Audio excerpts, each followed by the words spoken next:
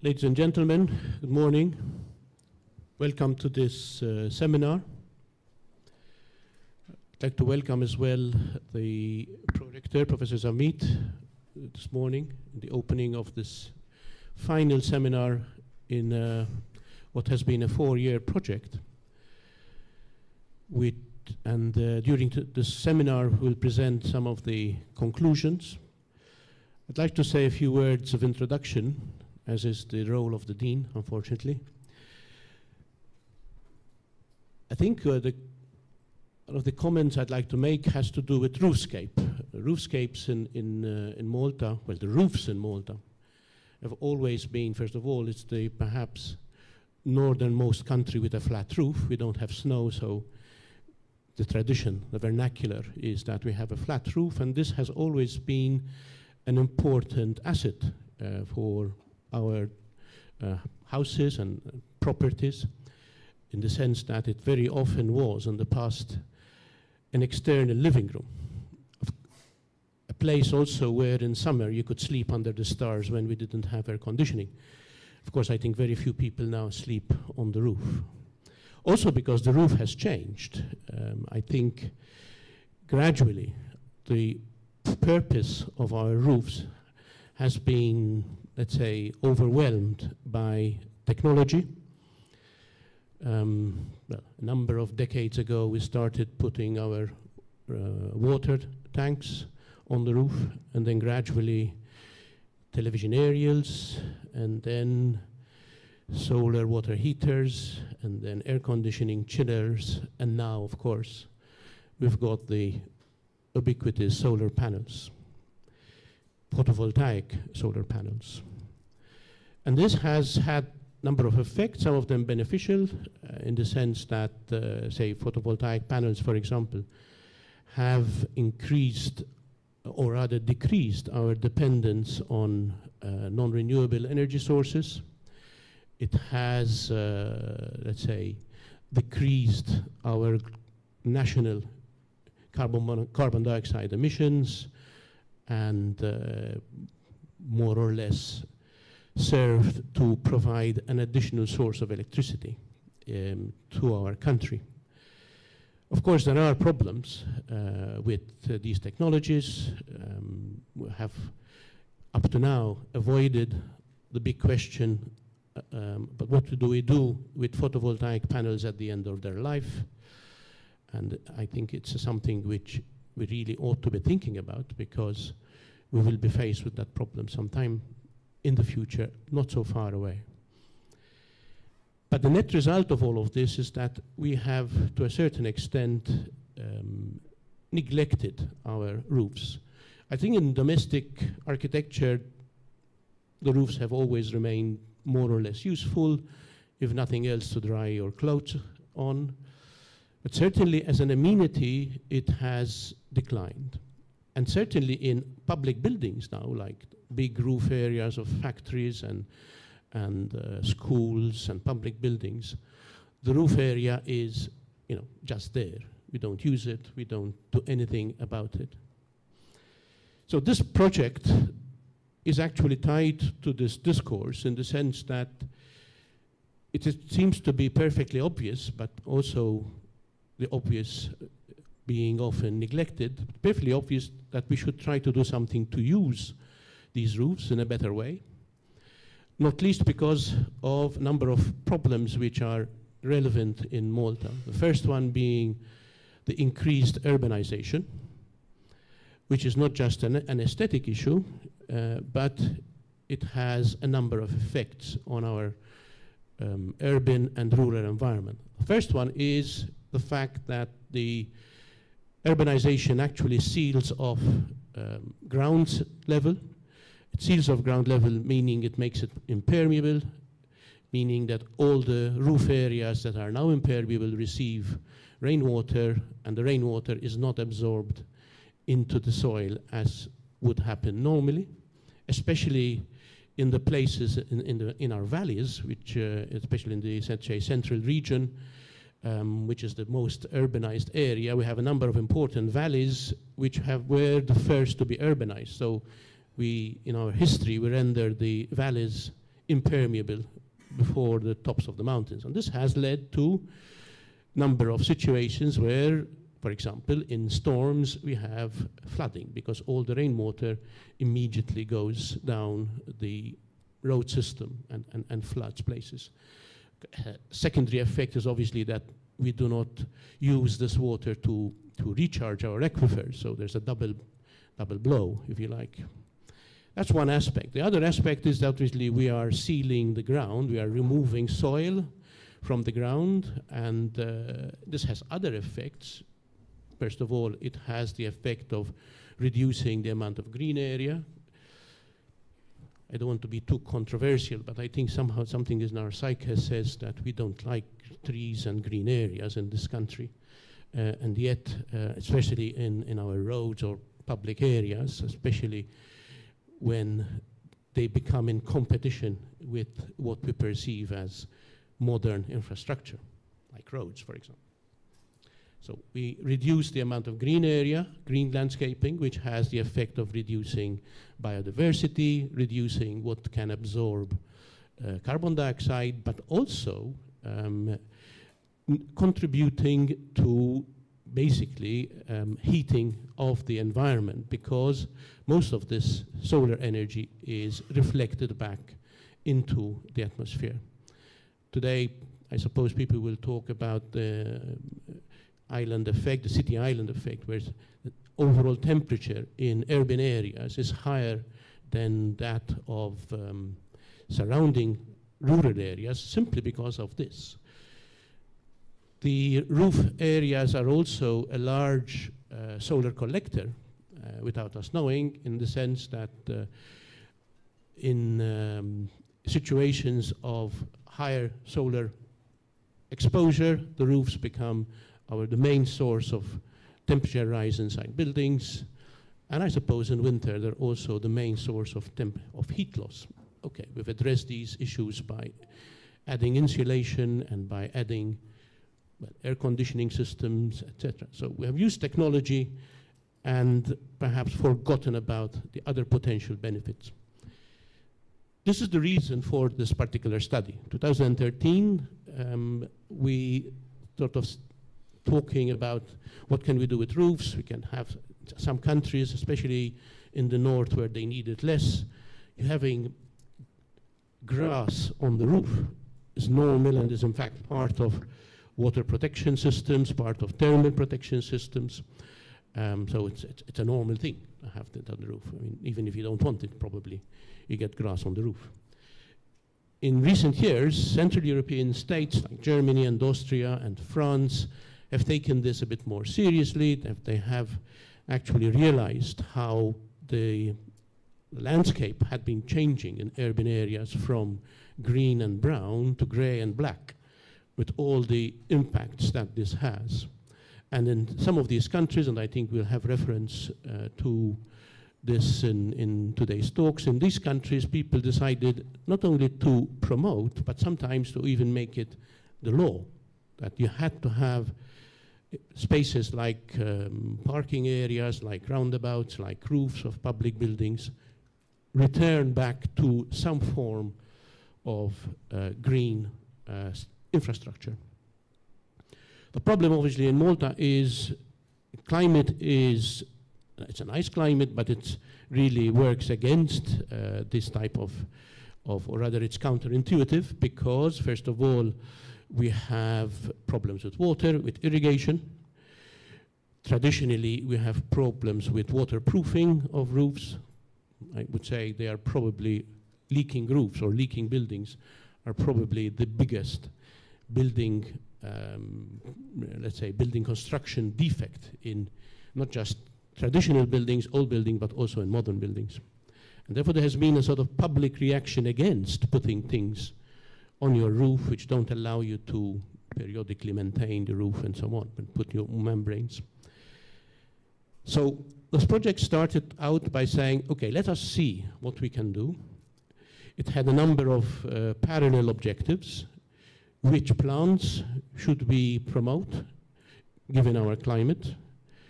Which growing media should we promote, given the type of plants that we want to use?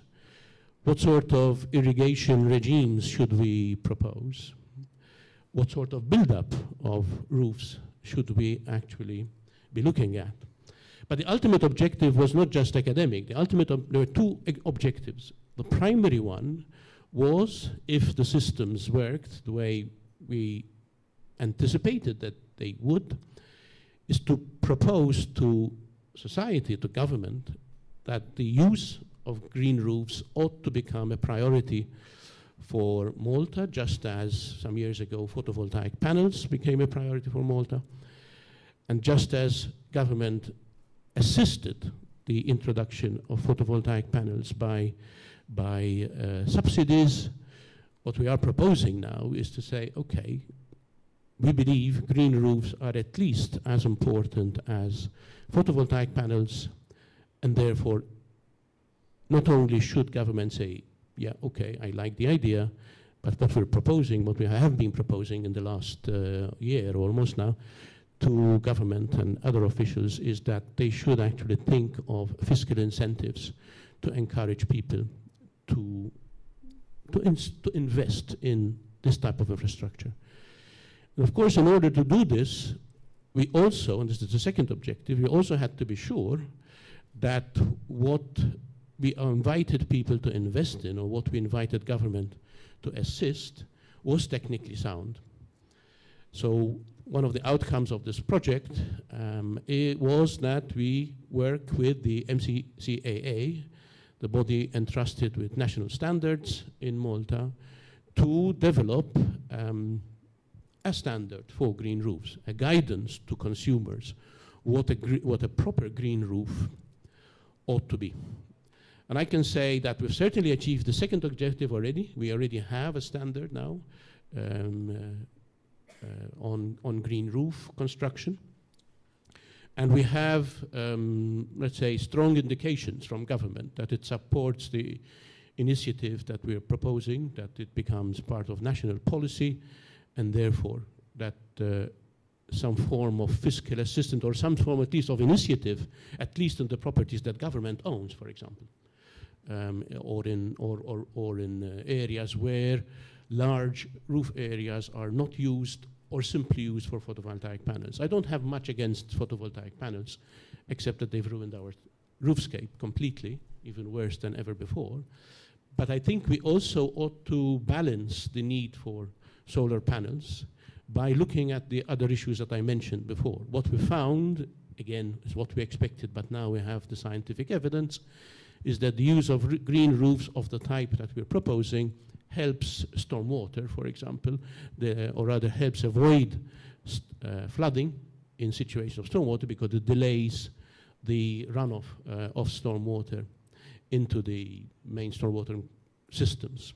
It also provides protection, some form of shading to the roofs that we install green roofs on, and therefore this has the beneficial effect of insulating them and therefore reducing heat gain and so on. So it has an important ripple effect.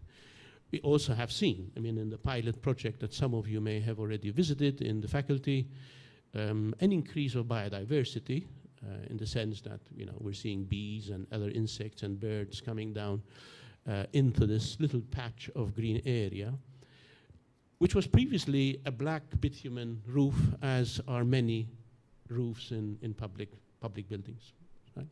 So that was the project. And we have now reached the stage where we are concluding all the scientific material. We have concluded the standard, as we said. We have presented a formal report to government proposing this policy as a national policy. And as I said, we have, let's say, positive sounds coming from that direction as well. So as Dean, I would like, first of all, to thank in our faculty, the main protagonist, Antoine Gatt, for being perhaps the, let's say, originator of the idea, the engine behind the project, and the one who saw it through all the details. And his assistant, Vince Morris, who came to us from Wales 4 years ago to work on a project which is, I mean, which he found very interesting because it was quite a different climate to Wales, I suppose. So I'd like, of course, to thank the university for its support. The beginning of the project, we were promised a lot of support by many entities, but in the end, most of our support, except from the Life Plus funding, came from university, from in-house. And I'd like to thank the university for believing in the project, even when, you know, there were some skeptics. I'd like to thank our Italian partners who will also be talking today, and from Fondazione Minoprio, and the Minoprio Analysis and Certificazioni, who worked with us in parallel and also focusing on some particular aspects, like, for example, the development of the growing media. We had parallel green roofs also in Italy, which Fondazione Minoprio looked after, and I think it was a very fruitful example of collaboration between Italy and Malta, beyond all the other, let's say, formal organization. In my experience, this was one of the best ones. And I'd like to thank also MCCAA for the support they gave us in developing the standard. And of course, I'd like to thank those people who attended our seminars and our information meetings, for also inspiring us with their excitement, because the response that we had whenever we presented these ideas was always very encouraging. So finally, now I would like to thank Professor Zammit, who on behalf of the university has agreed, well, the rectorate has agreed to say a few words at the beginning of the seminar. Professor Zammit, thank you. Thank you very much. Thank you very much, Professor Torpiano. Dear guests, colleagues, students, it is my pleasure to be here today with you at the start of this end of project seminar of your LifeMed Green Roof project. Partially funded by the European Union's Life Plus program, the LifeMed Green Roof project ran for 4 years between 2013 and 2017. It has brought together two Maltese partners, the University of Malta and the Malta Competition and Consumer Affairs Authority, and two Italian partners, Fondazione Minoprio and MACSRL, to study how green roof technology, already popular in Northern Europe and Northern America, can be applied in Mediterranean climates such as in Malta and the region. The deliverables of the project include 2 demonstration green roofs, one in Malta and one in Italia, and a number of baseline studies, which have culminated in the production of a document detailing the socio-economic benefits of green roofs, a green roof policy document, and a draft Maltese standard for green roofs. I've been through these documents and I found them to be exhaustive. The research I conducted to prepare this brief speech informed me that green roofs can help green our cities by mitigating the garden grab of the past decades, cool our cities by relieving us of the urban hot island effect, contribute to sustainable living by decreasing the cost of climate control, and last but not least, to cool our homes.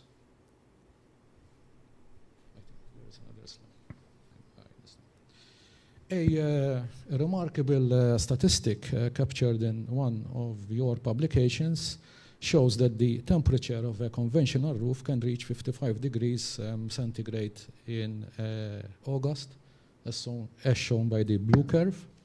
But with a green roof, that temperature will stabilize below 30 degrees, as shown by the other curve. Slide change, please. It has been further found that a green roof can lower the temperature of a room by 18 degrees centigrade. and lead to a potential saving of 25% in summer, which is huge. The cost of a green roof is reported to be, in your documents, between 40 to 100 euros per square meter. It would be an interesting exercise to calculate the payback period in Malta, for example. Although the many ecological and psychological benefits of a green roof will always remain very difficult to quantify.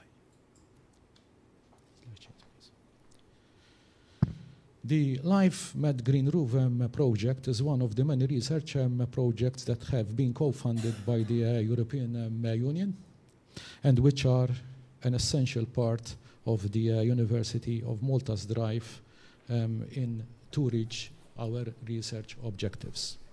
Indeed, in line with most other European and global universities, the University of Malta focuses its efforts on providing tertiary education, engaging in research, commercializing our intellectual property, and engaging with the public to fulfill our social obligations.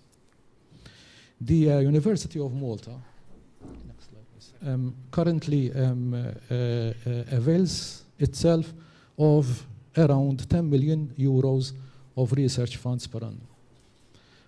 As averaged over a number of years.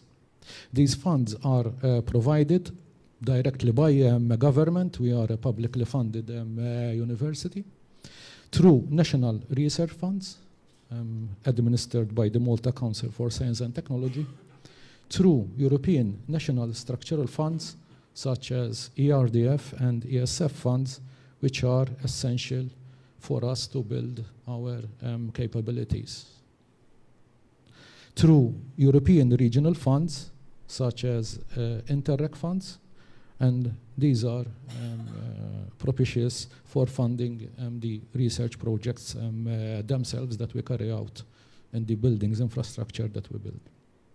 And also other European research funding mechanisms, including framework programs, and of course the LIFE funding program, without which we would not be here today.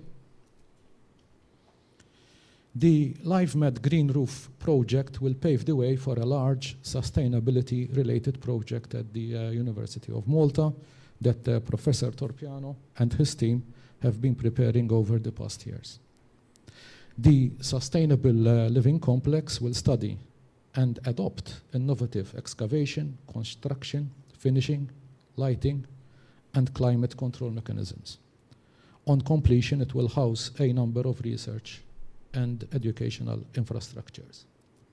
The project is estimated to cost around 36 million euros, and we hope will be partly funded by ERDF funds under Priority Access 1, investing in research, technological development, and innovation. We hope that this will be a major contribution to sustainability research by the University of Malta to continue in the vein of your excellent LifeMed Green Roof project. Thank you. I augur that this end of project seminar will pave the way for future collaborative projects as this one, and would like to wish our foreign guests a pleasant stay in Malta. Thank you very much.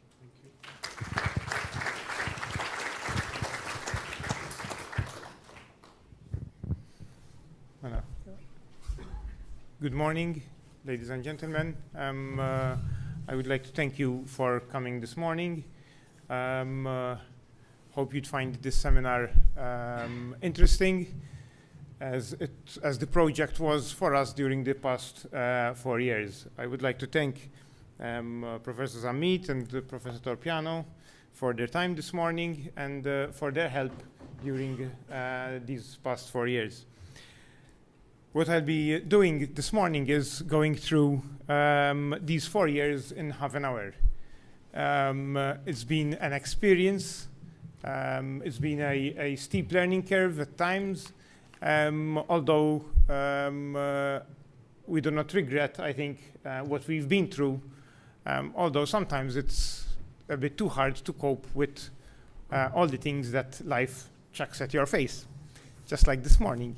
First, what I'll do, I'll go through the concept, why, how the project started, okay, and then we'll go why green roofs, what's so special about green roofs, and I'll proceed by describing roughly what, or in short, what we've done during these 4 years. Then my colleagues throughout the day will go into more detail on the findings of this project. Voilà.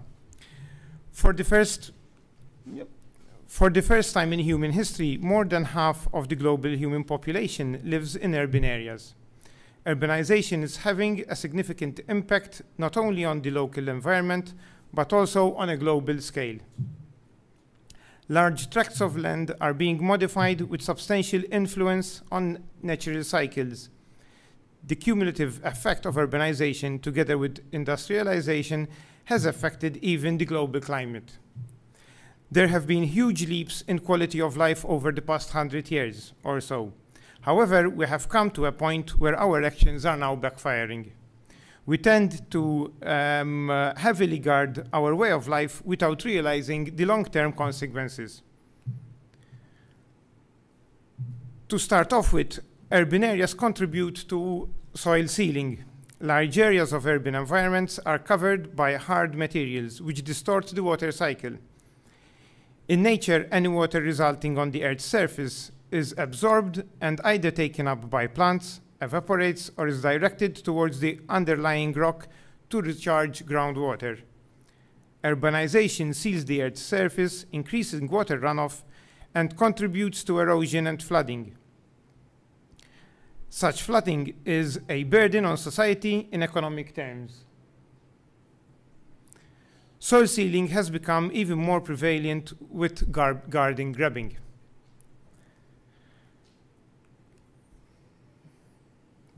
Following restrictions on the horizontal spread of urban areas, the trend has been to build vertically.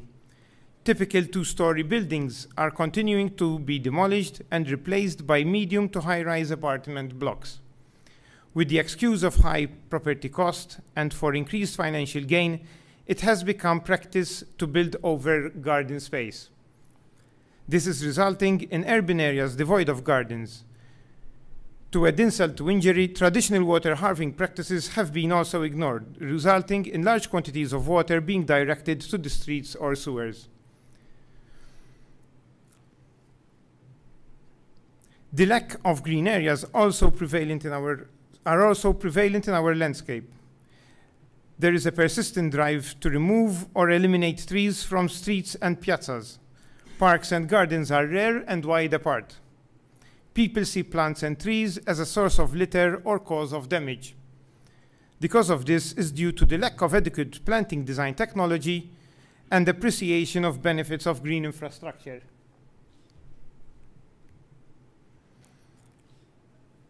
Urbanization contributes also to what is termed the urban heat island phenomenon. Hard surfaces such as buildings, roads, and paving tend to absorb large quantities of solar energy, radiating back into the atmosphere during cooler periods of the day. In addition, combustion engines and other equipment also add to the increase in ambient temperature. All this has led to the degradation of personal comfort, and many revert to mechanical conditioning as opposed to passive ventilation. This in turn brought about a rise in energy consumption, resulting in the increased use of fossil fuels, which is the cause, in part, to climate change. Unfortunately, the more carbon dioxide we emit into the atmosphere, the more extreme temperatures develop, resulting in the increase in use of air conditioning. In this way, a vicious cycle has been created. The footprint of urban areas goes beyond the actual urban boundaries. Natural resources have to be extracted for construction purposes. Excavation waste has to be dumped somewhere, and transportation contribute to multiple issues such as air and noise pollution, having an impact on the physical and psychological health of many.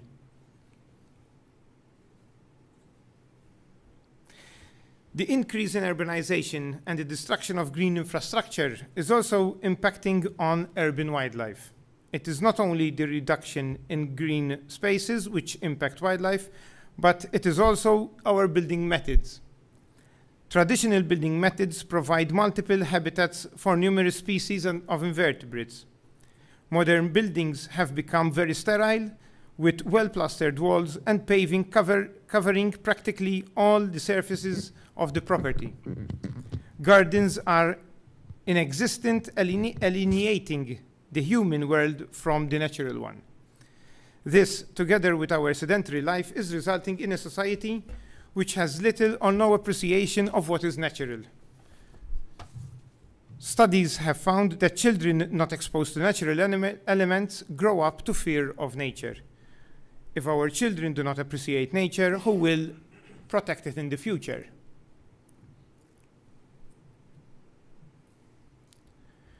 People often assume that humans are distinct from nature. This is far from true. Were it not for bees, we would not have food on our tables. Nature provides what is termed as ecosystem services. These are services which benefit humans, but which are often taken for granted or overlooked. Green infrastructure has the ability to provide services which would ameliorate the urban quality of life by mitigating problems such as those mentioned earlier. Unlike grey infrastructure, green infrastructure provides more than a single benefit. I usually give the example of a duct, a duct or a culvert constructed for moving water from one place to another. Okay, an engineered duct is usually used just for that purpose, to move water from one side to the next. However, things like rain gardens have not just the function of moving water from one place to another. It also purifies water. It also provides a more aesthetically pleasing environment, and so on and so forth.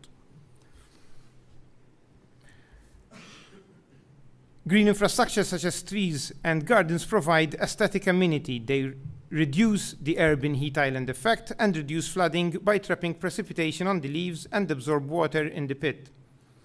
They also create a more comfortable microclimate, reducing the need for energy-hungry air conditioning.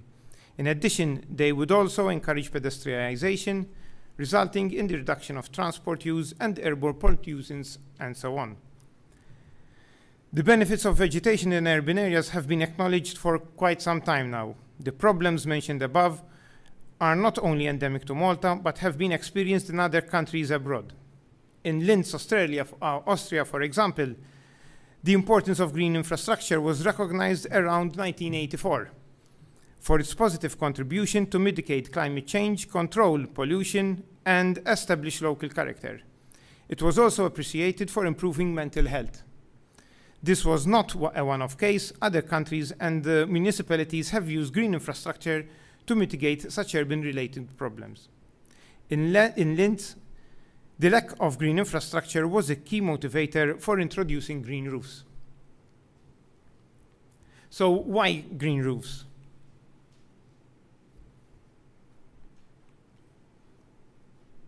Okay. Green roofs are roofs partially or totally covered with a growing medium or planted. They are considered as an important element in the making of sustainable cities because of the multiple varied benefits they offer. It is for this reason that many cities and municipalities abroad have introduced mechanisms to encourage green roofs. Green roofs have become popular in Germany as a means of alleviating problems related to flooding and high ambient temperature in urban areas. Since their reintroduction in the late 1970s, the technology has made considerable progress, making the technology more reliable and efficient. They were the first to publish guidelines for the planning, construction, and maintenance of green roofs, which is the basis of many such documents worldwide. Today, green roofs are incentivized in many European and American countries worldwide. Unfortunately, green roofs in the Mediterranean are not as popular as in temperate regions. In Malta, the technology is generally shrouded with misconceptions, especially from the design profession. the construction industry, and the general public alike. Fears of leaks and the perception that it is difficult to grow plants in a local context have hampered the progress of green roofs locally. The irony is that our construction practices suits well the adoption of green roofs.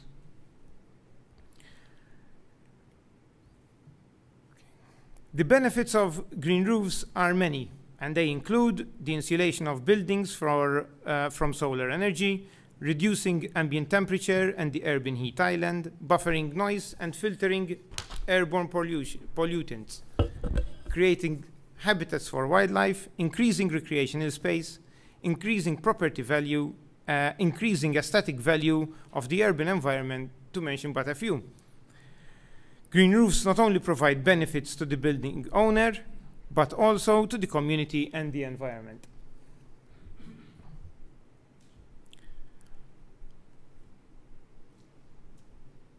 The LifeMed Green Roof project commenced in November 2013.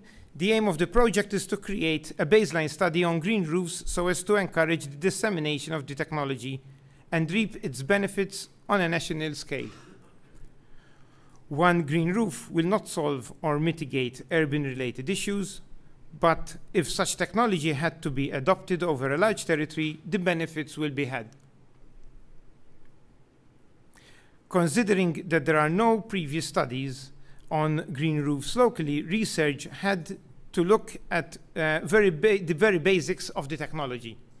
For this reason, the University of Malta partnered with 3 other entities proficient in their field. The partners are Minoprio Analisi e Certificazioni, which is a laboratory which conducts tests on growing media and were involved in the revision of the Italian green roof norms. Fondazione Minoprio, a research and education institution specializing in horticulture, and the Malta Competition and Consumer Authority, whose expertise is in the publication of standards, which is crucial for the who was crucial for the publication of the green roof standards in Malta.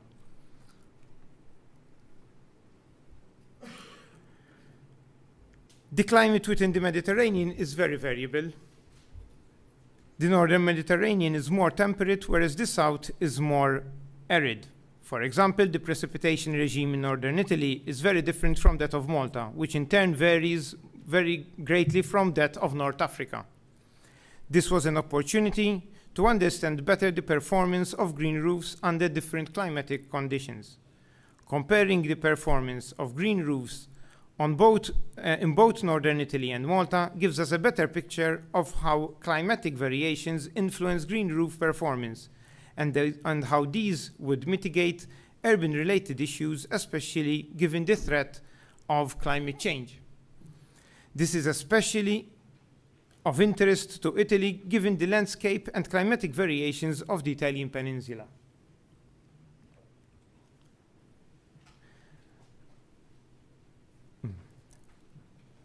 Replicating green roof technology of Northern European countries within a Mediterranean environment could prove as bad practice. This is especially true when it comes to plant selection and substrate performance. Thus, the aims and objectives of this project include sourcing local materials for the use of growing media, identifying native plants to grow on a green roof, constructing a green roof for demonstration purposes for further green roof studies, analyzing the insulation properties of green roofs and calculating the reduction in energy consumption, analyzing stormwater management to mitigate flooding, developing guidelines for the construction of green roofs, proposing policies so as to integrate green roofs into the construction industry, and disseminating the above information to stakeholders. The project can be said to have been successful in the implementation of the project actions with very little stumbling blocks.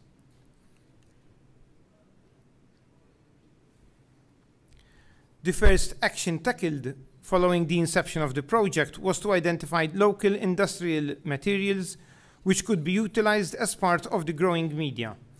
Soil is not ideal due to its characteristics, which could hamper the performance of green roofs being used. Unfortunately, no materials were identified as suitable for use. Construction material such as crushed concrete, hard stone spalls, and crushed softstone have been tested. Locally produced compost has also been tested, but none of these materials proved adequate. Massimo Valagussa, our representative from MAC, will be discussing these in his presentation. Later on in the project, two individuals approached the project to propose materials that they produced. These included 2 types of vermicompost and crushed olive stone produced after the olive oil process. Green roofs are particular in their microclimate, and plants growing on them have to be able to withstand extreme weather conditions such as high winds and high solar radiation. Identifying such plants was another task which commenced with a desk study to identify local habitats with similar microclimate on a roof. The garrigue is a local habitat which is found in exposed locations and which is normally subject to extreme physical conditions. When we say the garrigue, for those of you who maybe know it by the Maltese name, it's the shari. Okay? Plants growing on the garrigue endure shallow and infertile soils, high solar radiation, and high wind speeds. In addition, native plants have an affinity to native fauna, which would be of benefit in terms of conservation and ecosystem services. In Malta, 29 perennial plant species were initially selected for propagation. Of these, over 15 were eventually used in the green roof. This same exercise of plant selection was replicated at Fondazione Minoprio in northern Italy, and Paola Spoleto will be elaborating on these findings later on. The plants selected were also tested for their compatibility with the substrates used. Minoprio, Nazi, and Certificazioni have conducted various studies on different substrate components. Green roof substrates, as will be elaborated by Massimo, need to have particular characteristics not only to support plant life, but also to manage stormwater. Although such substrates are considered light in weight, the different components used need to withstand wind without being blown around. This is particularly relevant for Malta, given the fact that it is quite a windy island. An innovative material, biochar, has also been used and its performance documented. The substrates created were designed to cater for the specific climatic conditions of the project areas. We didn't use commercial media. MAC has in fact created these a number of substrates for use in Malta and Italy.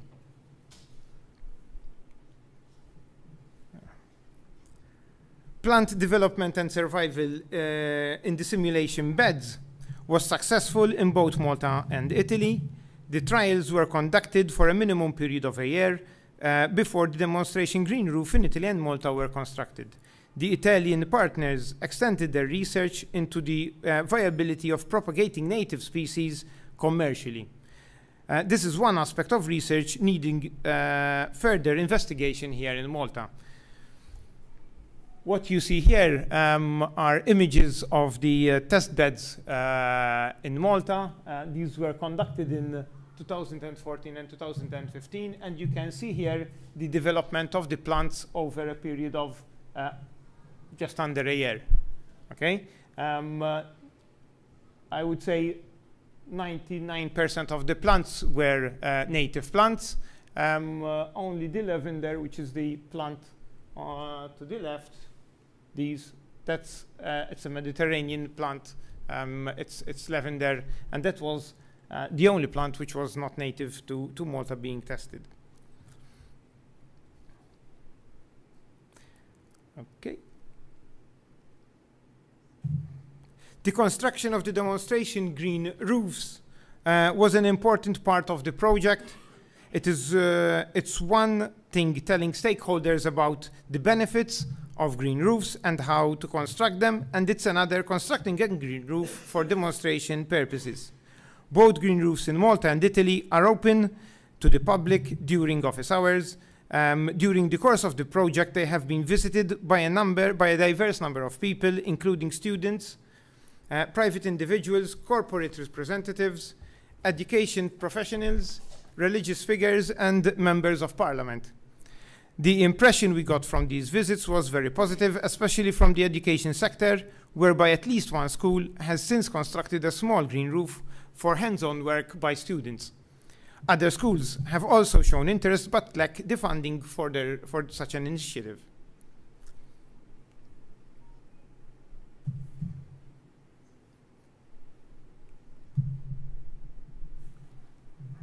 Through the demonstration green roof in Malta, we have seen that unlike in continental Europe, the minimum depth of substrate for a green roof should not be less than 150 millimeters.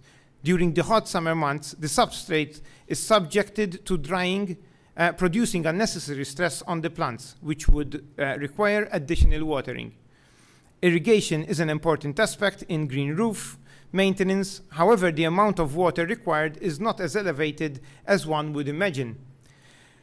This, however, depends on various factors such as exposure, choice of plants, and substrate characteristics. The green roofs at the university are quite exposed. However, no irrigation is conducted between October and April. Okay, not even 2 years ago, when our winter was very dry, did we irrigate the plants. Losses were minimal, less than 5%, which is expected. During the rest of the year, plants are irrigated using drippers with a nominal volume of around 1 liter of water per week per plant.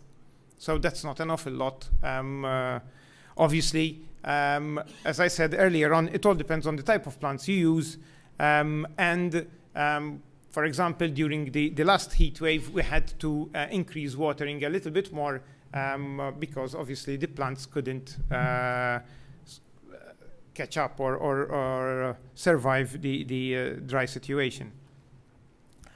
Another aspect worth mentioning, and which is related to the cultivation of plants, is the large amount of beneficial insects such green roofs attract. As from the initial plant trials conducted, we have noticed an increasing number of bees and other pollinators. During the first year of the trials on the roof, we were surprised to find caterpillars of the endemic Maltese swallowtail butterfly, Papilio machon melitensis, which is this butterfly down here. And I don't think we have a picture of the caterpillar. No. The reason for having this butterfly was because it feeds on a plant that we were growing, or we are growing on the green roof, which is the fringed room. This butterfly has since visited our gardens for the past 3 years. Following the construction of the demonstration green roofs in both Italy and Malta, various studies have been conducted to establish the stormwater management potential and insulation potential of green roofs in the Mediterranean environment. These two aspects have been selected because they appeal to government and the general public respectively. Green roofs have the potential to reduce runoff from buildings, mitigating flooding. This should be of major interest to the government and policymakers, given that the country has spent over 50 million euros of taxpayers' money to construct the first phase of the flood relief scheme. On the other hand, building insulation should interest property owners and occupants because of reduced energy use for air conditioning of the property. The results obtained in both Italy and Malta are very promising, as shall be explained by Massimo, Vince Morris, and Alberto Tosca.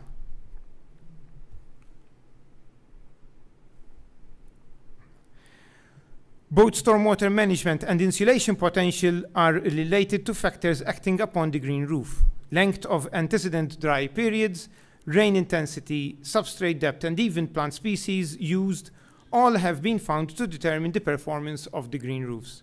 It is useless to conduct such studies and encourage the construction of green roofs without proper guidance on how to do so. The consequence of failing to provide such guidelines could result in problems which could have serious consequences to the technology. Way back in November 2013, 2 days prior to the LifeMed Green Roof Project startup event, a roof collapsed during the construction of a green roof atop a Latvian supermarket. This was of concern to me personally. I was wondering why this roof collapsed. Following further research on the matter, it transpired that the incident happened because of bad construction practice. Practically what happened is that the contractor piled a large amount of substrate in one area on the roof, and obviously that was too much for the roof to bear. So as to avoid similar situations locally and avoid the construction of green roofs only to suffer failure, So as to avoid similar situations locally and to avoid the construction of green roofs only to suffer failure at a later stage, a standard document has been drafted. The process of the drafting of the Maltese Green Roof Standard was under the responsibility of the MCCAA. George Kutayar will be elaborating on this document in the afternoon. To assist in the drafting of the standard, a committee composed of interested parties was set up. As models, the Italian norm on green roofs and the German FFL guidelines previously mentioned were used. 2 public consultation meetings were held in May 2016 and January 2017. Considering their past experience in the revision of the Italian Green Roof Standard, MEC provided consultancy, especially when it came to substrate performance. The document has been successfully compiled and will be officially launched in the coming weeks. The Maltese Green Roof Standard takes into consideration the design, construction, and maintenance of green roofs.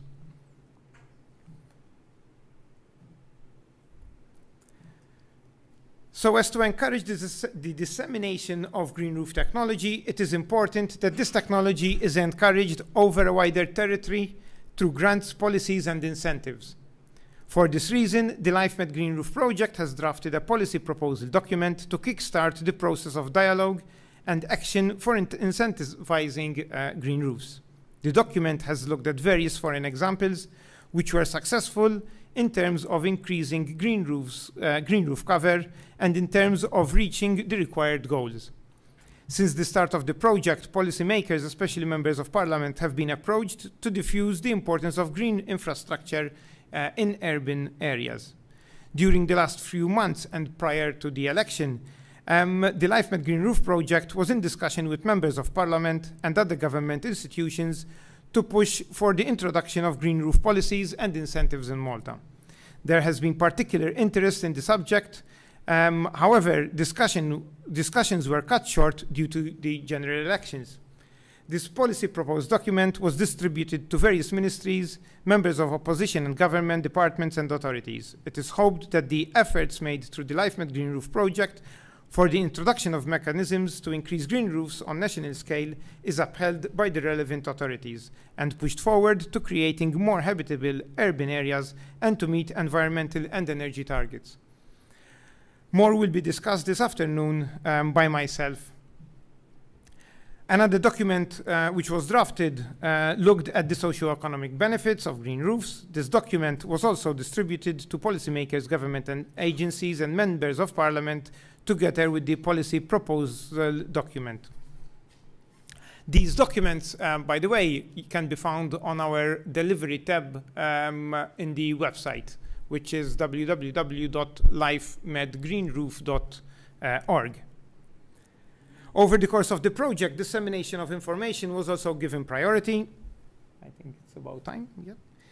The project was involved in a number of seminars, exhibitions, and public lectures in an effort to disseminate information about the benefits of green roofs. A website has been created. A website has been created during the first quarter of the project, which was also updated on a regular basis. A Facebook account proved an important tool to disseminate information about project progress. In the coming days, all the documents pertaining to the project will be uploaded on the website for reference by the public. We did not print, yes, this is something I think is important, we did not print these documents so as to limit the carbon footprint and use of resources. Okay, it's easier to download them rather than handing in papers which eventually end up in the rubbish. I take this opportunity to thank all those who made this project possible, including Professor Torpiano and the university for its support. Vince Morris, who was my right-hand man for the project and who got a bit of hard time sometimes. We had to work long hours. The partners and colleagues, Alberto Tosca, George Kutayar, Francis Farrugia, and last but not least, Massimo Valagussa, who was also helpful in the application stage before 2013. I would like to thank also the Project Support Office for their help and assistance in the administration of and the finances of the project. I won't mention them all because there's a whole list and I wouldn't like to miss anyone. I would like to thank also the faculty staff for their help in the procurement procedures and other necessities that cropped up during the project.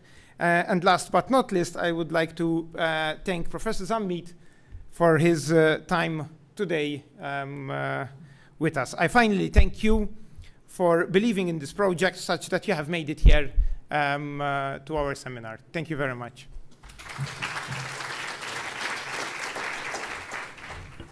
Bonjour, good morning, buongiorno, dzień dobry, and borida, good morning. Thank you very much for coming here and showing interest in our project. I hope you find today interesting. I'm going to speak about a particular aspect of green roofs. It's not the only one, but it's the one that I've looked at in particular, which is the thermal performance of green roofs. When people come to visit our roof, they have two questions.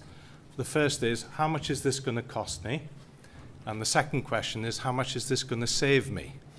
And I think those are very important questions, and perhaps I can shed some light on that in this talk this morning. So why green roofs? Well, Anton has outlined the benefits, and I won't go into that, but there are environmental, there are economic, and there are social benefits. But particularly for Malta, I think the concept of saving energy and reducing heat gain within buildings is a very important one, obviously because of the climate. So the Life Green Roof project, one of the main actions was to monitor the effectiveness of green roofs in reducing energy and to look at the thermal performance of green roofs. And the project was run through three phases. The first one was a review of existing research. There's no point reinventing the wheel. It's a good idea always to look at the past precedents and to look at what has been discovered in other countries. And then we looked at how particular variables like depth of substrate, how much moisture was within the soil, how those affected the thermal performance of roofs. And then we actually did a comparison between our roof underneath the green roof and under a conventional roof. So I'll move on to that. So I'm going to take you on a bit of a world tour now of various countries where the research has been carried out.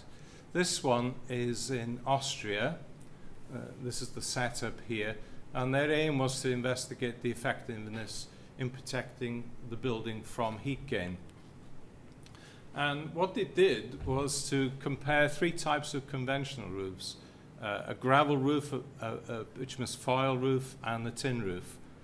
The tin roof always appeared a bit strange to me because obviously a cat on the tin roof is going to be hot anyway, but anyway, we'll go past that. And they looked at 3 extensive green roofs with a shallower substrate of 120 mil and 1 intensive green roof with a much deeper 300 mil. And they assessed the heat flux, the energy moving through the roof, and temperature profiles at various levels. I've put here climate graphs, so you can see the difference in the different climates of the countries. Obviously, Vienna has a lot more rain in the summer than we do here in Malta. So what were the findings? Well, they found that the green roof protected the building significantly better than the standard roofing types, as you would expect. But interestingly, they had a bit of a heat wave, and that heat wave dried the substrate, and they found that the efficiency in terms of thermal performance decreased quite a lot. In dry conditions, the daily amplitude, the rise in temperature in the green roof was 17 degrees Celsius, and on the tin roof was 55. So you would expect that. But following rainfall, the amplitude reduced to 7 degrees centigrade, but the tin roof still was much hotter at 40 degrees. So in conclusion, the report says that it's an attractive, green roofs are an attractive solution to improve the thermal comfort of cities. The second project here was in America, in Pittsburgh, and that has obviously a different climatic profile to Malta, in that they have sub-zero temperatures during winter. So they looked at both heat, cooling, and also heating in terms of insulation.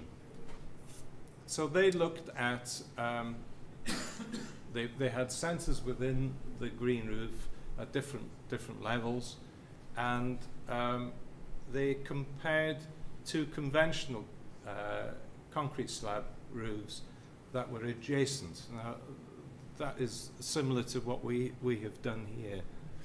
And they looked, as I say, both at heating and cooling properties. And they found that in winter, the green roof lost 8.2% less heat than the conventional roof.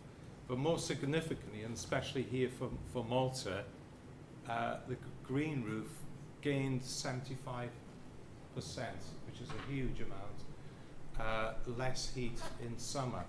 And that is, I think, is significant. And I'll come back to that later on. The third study was in Austin, Texas, and this has a similar heat profile to temperature profile to as in Malta, although the hydrological, the rain profile is different. But they looked at 6 green roofs. Obviously, they had the ability to look at many green roofs there because it is a technology that is encouraged in America.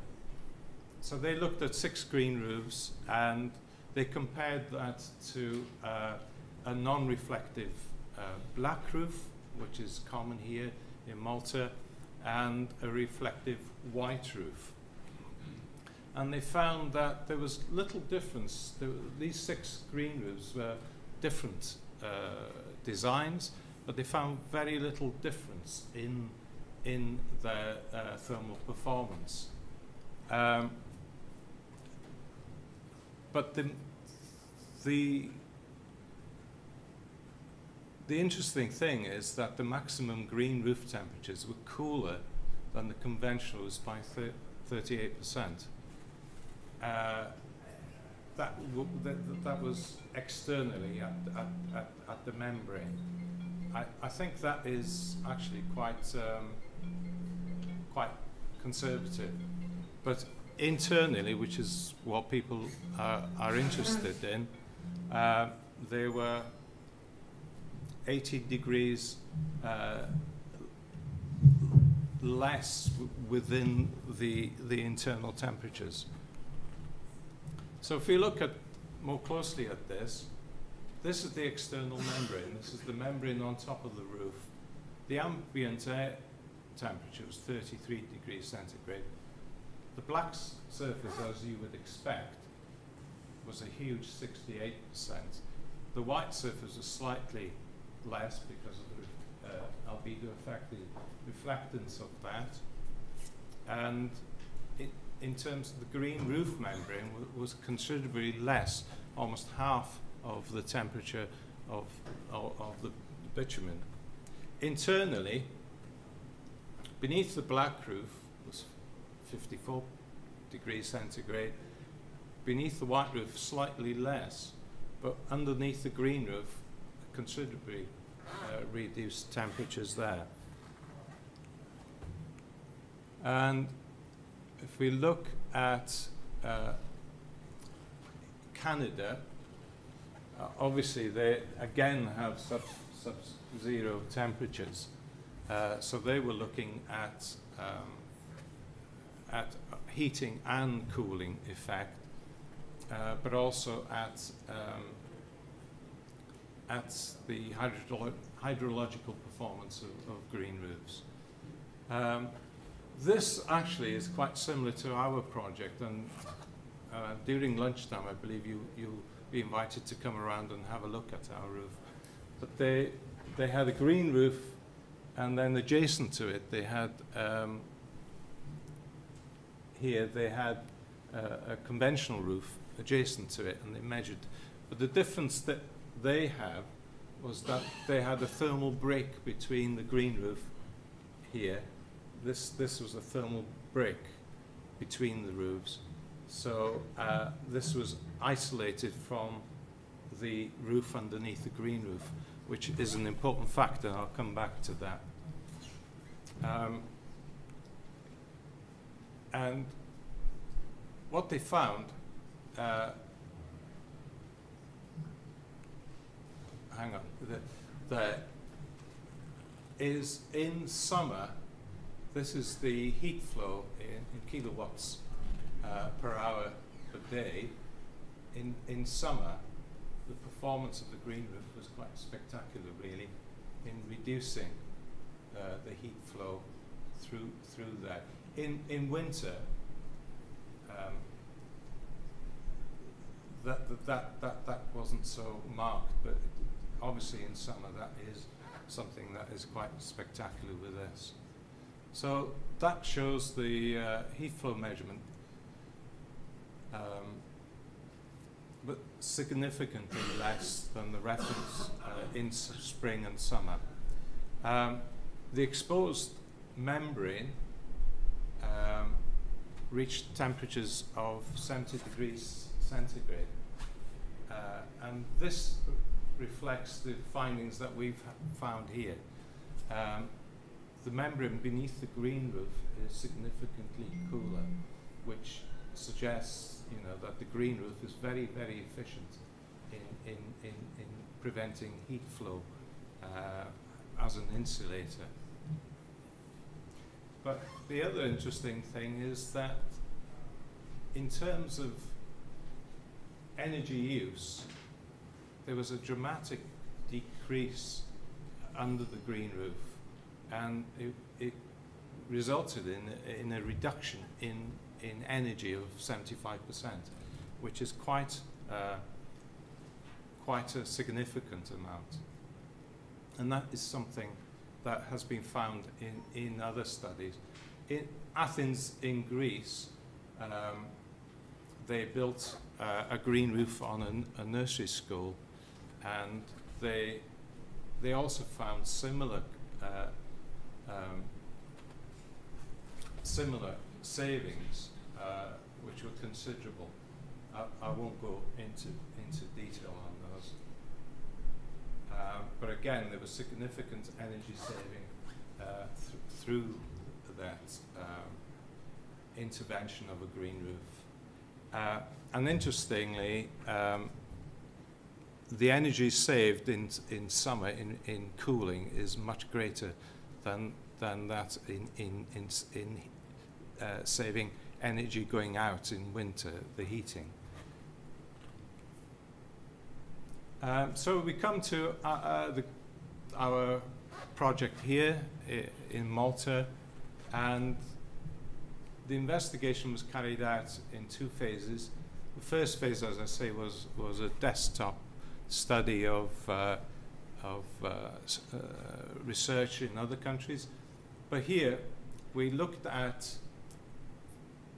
at the parameters, looking at the variables that could affect the performance of a green roof. So we looked at substrate depth, we looked at the soil moisture content, and we looked at plants and the type of planting. And the second phase, we actually looked and monitored a real roof, the roof on a faculty building in terms of thermal performance. So this is the first experiments we did. We had 6 trays here. This is the setup of the trays. 1 tray was left empty as a control. Others were filled. 1 was irrigated. 1 was left dry. 1 was half filled, 100 mil of substrate in that, and 2 were planted with different types of plants with different morphology. And these were the questions that we asked. What difference does the depth of substrate make? Sorry, can you not hear me? What difference does the depth of substrate make to the thermal insulation? Does moisture affect the performance? Do plants make a difference? You know, is there any point in having plants? I mean, is the thermal performance of the substrate enough? Do plants add anything to that? And the other thing, does the morphology, the different kinds of plants have different characteristics. Some grow very low and spread over the whole substrate, others are tall, and so on. So does the morphology of a plant make any difference? And then does increased moisture affect the absorbance of solar heat at the surface?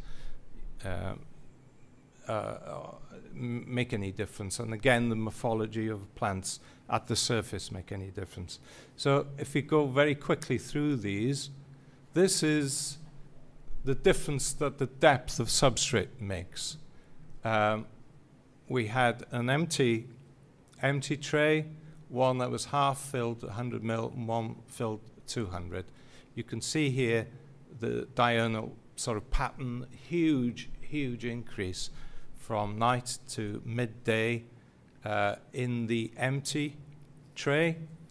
The other 2 trays are very similar. Tray 3 here is a little bit more volatile. The other tray 5, the deeper substrate, is more even.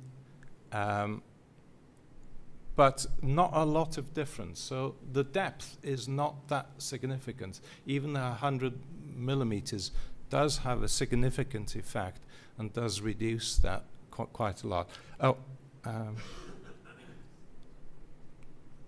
where am I now? The other interesting thing to note is that there is a delay in the temperature. Here the temperature in the open box, obviously midday is peaks, but the peak is delayed here. So there is an element within the roof performance that causes a delay. You can see that especially in the 100 mil. But even in the 200 mil, there is a delay in the timing of the heat. Those are the figures there. Obviously, you can see there that that the empty tray was significantly higher, but the other two were not. So we're looking now at, does increased moisture improve the thermal performance of a green roof? And here we have tray 2 here, and tray 5 here, which was irrigated. And you can see that actually moisture does have an effect and does increase, does decrease the temperature that gained beneath that tray.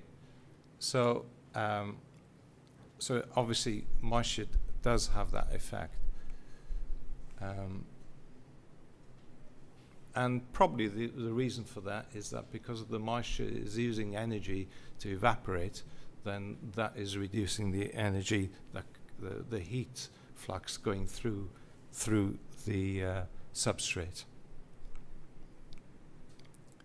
And then, do plants make a difference to the thermal performance? Well, yes, they do, but not significantly here. And you can see here that there's not a huge difference with the plants, but there is an element there. Obviously, plants do help, but even the substrate on its own does have an effect there. I'll just go quickly through these now. So the morphology of the plants make the thermal insulation performance improved. Well, here are two of the plants. One is Phlomis, which is quite an upright plant with broad leaves, and the other one is Sedum, which covers the tray. It's actually is a ground-hugging plant, and so it's more effective in covering the ground. And you find that the Sedum is slightly better, and I would presume that is because it does cover the ground more effectively than the Phlomis.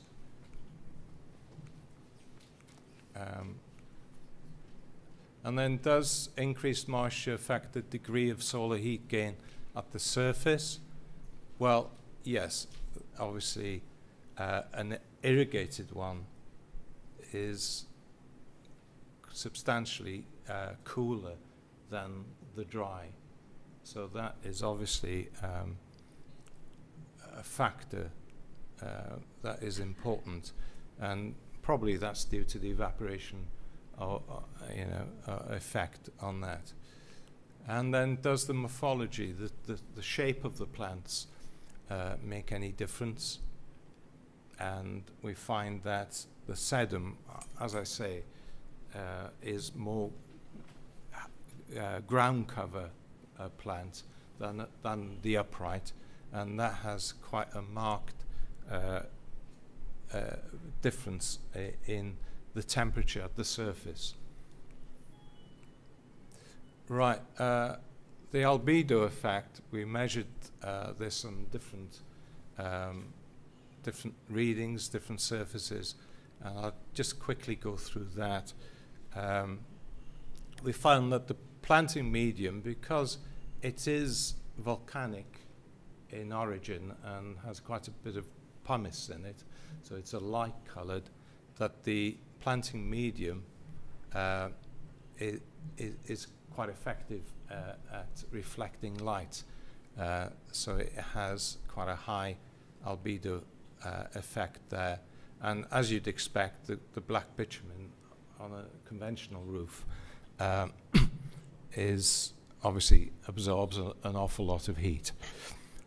I'm going to go through this quickly because I can see the time is going. So phase 2 of the research showed that the depth of planting media does improve thermal insulation, but even the shallow depth is effective. Increasing moisture content improves the thermal performance, and adding plants to a green roof can improve its thermal performance, but it depends on the morphology, the types of plants selected.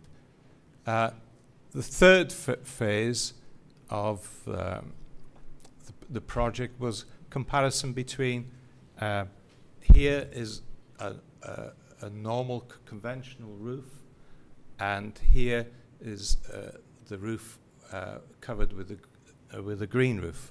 And you can see in the diagram here that we placed thermocouples above and below, and also within that, and also heat flux. This is quite spectacular in that it shows this is the normal roof, the bitumen roof, and this is the diurnal increase in temperature there. And you can see the green roof is very steady. So the green roof has a tremendous effect on stabilizing the temperature beneath the green roof. And you can see here with the temperatures here, the conventional roof membrane, the temperature range is quite high. Underneath the green roof is much, much reduced. And we'll talk about that again here. That shows the green roof membrane here is quite stable, but underneath the soffit, we measured underneath the ceiling, the green roof, this is in March. So the green roof is warmer than the conventional roof. So it's retaining the heat much better than the conventional roof there. But when you look at the temperatures, there isn't a huge amount. And we were surprised about that. And when we compared that to the findings that I've talked about earlier in other countries, we were quite surprised that those temperatures were so low. I'll just quickly go through here. This is the heat flux measurement and the ambient temperature beneath the soffit there.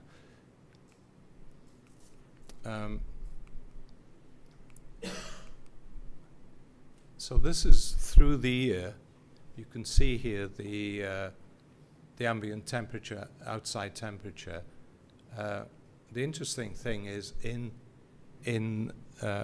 early year, in March, the green roof is warmer, keeps the temperature more than the conventional roof.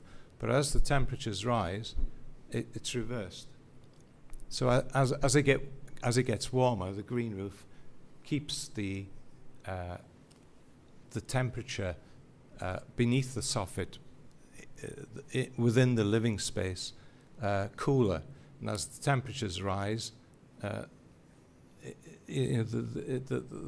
difference is greater. This is in March. You can see that the green roof is warmer than the conventional roof, but as the temperature rises, you can see that the green roof is beginning to swap over. This is in May, June, and here the temperature is obviously higher, and the green roof is reversed, so it's cooler. So it's keeping the space underneath cooler as the temperature rises. And if we look at August, then the difference is more marked. But having said that, if you look at the temperatures, it's only 1 or 2 degrees. Other studies have shown an 18-degree difference. So that puzzled us. We thought, well, why is our roof not performing as well as others have found? I'll quickly go through this. Well, this, sorry, this is a traditional roof slab in Malta. It has the concrete slab here, and then a torba, which is a mixture of gravel and a fine gravel, and then a screed above, and then a damp roof. Of course, there its U value is not tremendously good at 2.14. What quite often happens is in retrofitting this, people put insulation above it, and that reduces the value quite considerably. This is 60 millimeters of torba. We've calculated the U values in adding a green roof to it, and that again reduces it quite considerably. This is an insulated slab roof, which has a massive 120 mil of polystyrene in this, and that has a U value of 0.27, but that is quite unusual. So these values really are quite similar. You might ask, well, why don't I just go and put polystyrene and not bother with a green roof? Well, the reasons I would give is that you have additional benefits here. Here, okay, you're saving energy, but here you have the additional benefits that that Anton has talked about. So, in conclusion, we found in the cooling months, the addition of a green roof consistently reduced the temperature recorded in beneath the soffit. The maximum reduction in heat gain was in the region of 1.32. That is very disappointing when you compare it to 18 degrees plus that other studies have found. So it's very modest. As I say, here in Austin, Texas, they found that beneath the green roof was 18 degrees cooler. The reason for that, when we took a core sample of the roof, because there were no architect's drawings or no records of the construction of the roof, so we decided to take a core, was this massive thickness of roof, totally unexpected. That's 55 centimeters deep, with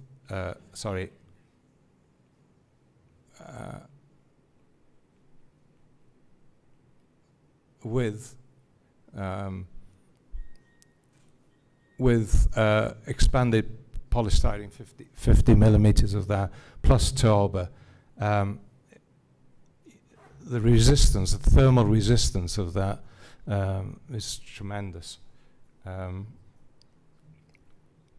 So that's why our findings were moderated, were very disappointing in a way, because of the thermal resistance of the roof.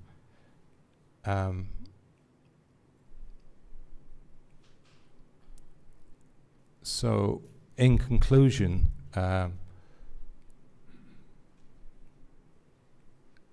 hang on. In conclusion, then, the green roofs have the potential to reduce heat loss in the heating months, but more importantly, particularly for Malta, is their ability to reduce heat gain in the summer. And other studies have shown that this could save 75% in energy, in cooling costs. In terms of retrofitting in older buildings, because older buildings have less insulation, then perhaps green roofs would have a greater benefit rather than modern buildings which have this, quite often have this inbuilt insulation. And the promotion of green roofs in Malta could make a significant contribution to the island's commitment to reduce the use of fossil fuels and energy. So, grazie, thank you very much. So, this is the end. Is a famous song of Jim Morrison. And yes, this is the end of this project on green roof. But I hope it is the beginning to have green roof in a practical way in Malta. This is my hope. I've not prepared my presentation. I've just choose some slides to discuss together with you. And I'm ask you sorry for my English that is not so good after, yeah? Okay? No, it's going, yeah. Before, just some words about Substrate. About Substrate, we have already spoken in the previous seminars, but I want just to remember what we have done. What is a substrate definition? We can have two different kinds of substrates of growing media. One is the most famous, that is the classical growing media used in nursery, but it's very organic growing media, very light, yes. And this is the material different from soil and consisting of one of more component, organic and mineral. In nursery, this kind of growing media are very organic. Okay? In the Italian standard, there is a definition for substrate for green roof that is similar, yes, but is the layer that supports the vegetal development of crops. When we spoke about growing media substrate, or also soil, we are speaking about a three-phase system. We have a solid phase that is necessary for the anchorage for the root system and for absorption of mineral elements. Then we have a liquid phase that may be full or empty, yeah? That is for water and nutrient supply, and a gaseous phase that is very important because we have not air in this system. Microorganism doesn't live, and also plant doesn't live. What we look with which properties we search for a substrate that must be used in green roof. We need a low bulk density, especially when we are talking about new buildings. This is not a great problem here in Malta for the buildings I have seen, yes, but in Italy, new buildings have a lower capacity to support weight, and so we need low bulk density. The substrate must ensure root anchoring and support, and must have a very high water retention and air capacity. Why high water retention? When you spoke about a green roof, you can imagine that the roof is a big pot, yes? And the life of vegetation, the roots, may just go through this big pot. It's very limited, yes? And we must have as so much water as possible in this pot. We need chemical and physical stability over time, moreover physical stability. We cannot imagine to go on a green roof and work the soil, yes? And we need that the physical properties stay along the time more as possible. In the same time, we need high water permeability. Very intensity rainfall events are frequently during these last periods, and we cannot permit that water go along the surface of a roof.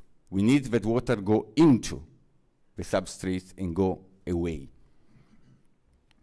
We need uniformity of production. This is a very important topic, and also a competitive price and easy availability.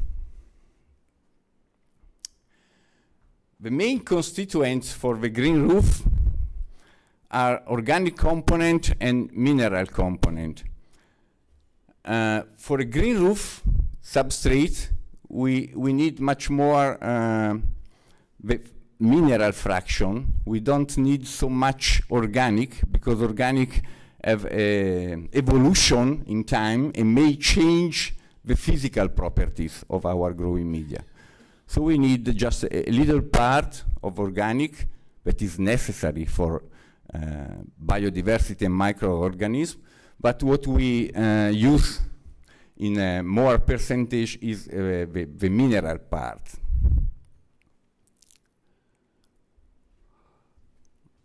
When we have to project a growing media, we have to look at the climate condition, at the sites where we are going to work.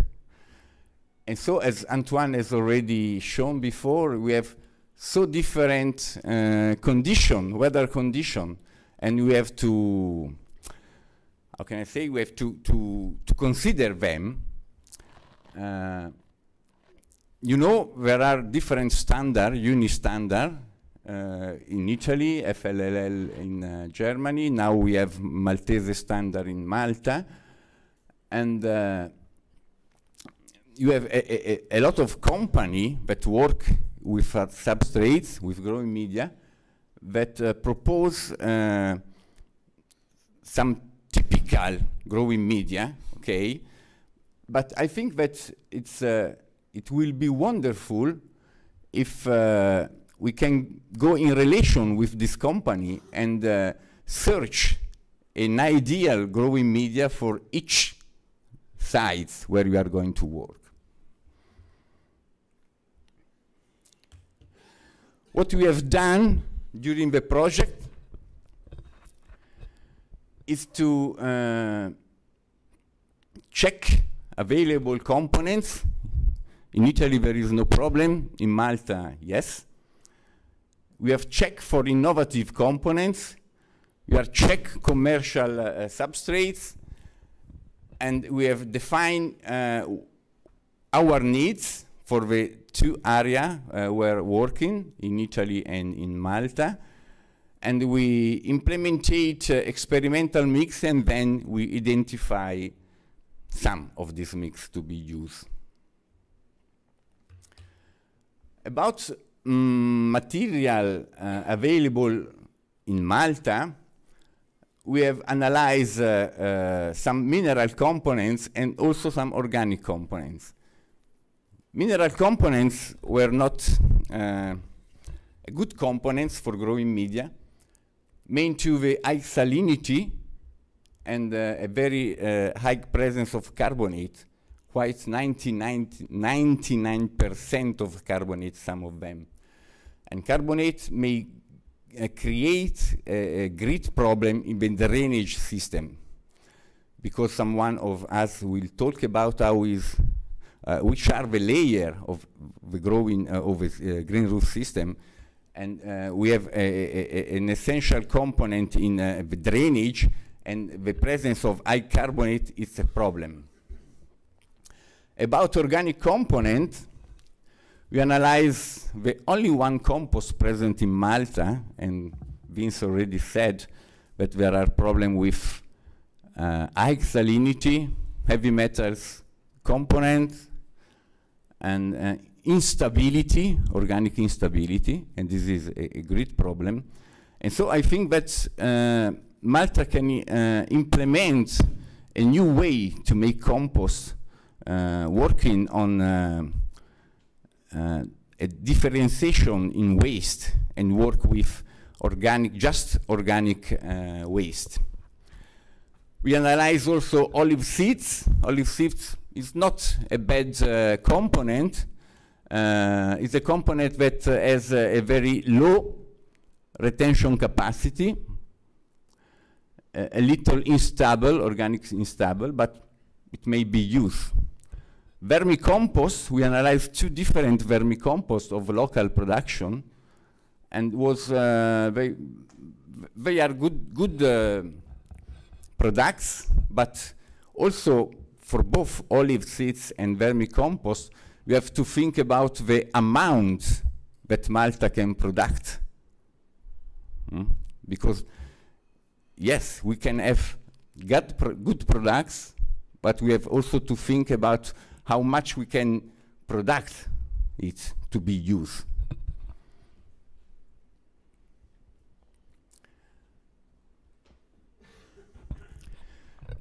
We introduce an innovation that is biochar. I don't want to talk to you about biochar because we have to stay here maybe one day.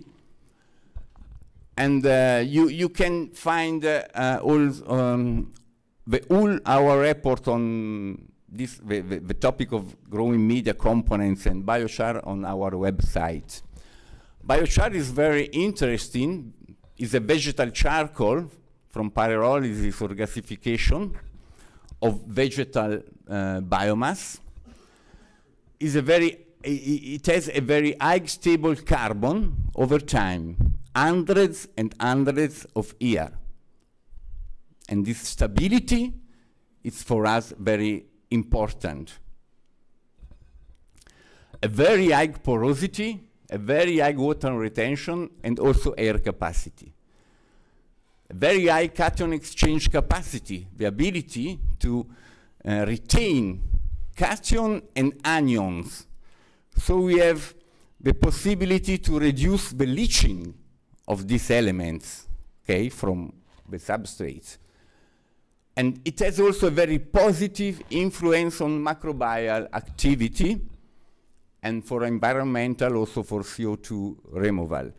About the influence of microbial activity, we are now ongoing on analyzing some parameters that are index of biological fertility of this growing media. I was think that I can have results today, but analyses are in process again in this day. So we will find such index on the website. And it seems that they are good results. This is the stability of biochar. Here you can see, this is the, yes. This is the total amount of carbon. You see how very high it is in different kind of biochar, and this is a vermicompost. And we have simulated in laboratory what is the oxidation of a matter, so the time that go on, yes. And as you can see, in vermicompost, it is natural, all the carbon go away, and this is natural. It's not negative, it's natural. Yeah. In biochar, it's very low the fraction that is labeled. The much part of carbon present is already present in biochar. And about increasing in water retention, here there is an example with popular biochar, and you see that adding some fraction of biochar, volumetric addition, you have an increase in reference to the same growing media without biochar in water retention. And this is good. What we were looking for in Italy, but also in Malta, high porosity. In Italy, you have to work with a very low depth because we need light substrates because it was a new building with a low capacity of weight. And both for Malta and Italy, we need high water retention, this one, high permeability, and we want also to reduce the use of peat in these substrates. So here, at the end of this long work, we have defined 4 substrates for Italy and 2 substrates for Malta. Here you can find also the quantity of the single components we use in these substrates. And you can see that we use biochar in Mach 7, in TA, and you see there? Yes. And here in MT2. The difference between MT1 and MT2, that are the substrates we use in Malta, is just the presence of biochar, yes? And then in Malta, we use also a Mach 7 with a different kind of biochar. Here we have a pellet biochar. Instead, in Mach 7 for Malta, we have a crushed biochar. This is the particle size distribution of the growing media we selected. And these are the limits of this distribution that are inside the UNI standard and also in Maltese standard. After this last month, talking with Antoine about some problems, I have to say that I think that for Maltese growing media, we can work increasing the fraction in this range between 0.5 and 2 millimeters, and have a curve in this way, so to increase the capacity of the substrates to retain water. Because in Malta we need to retain much water as we can. I was spaventato, paura, afraid, thank you. I was afraid of rain intensity also in Malta, and so I work with this kind of curve. But after reading the weather, the rain data in this year in Malta, I think that we can work also here and increase the curve in this range.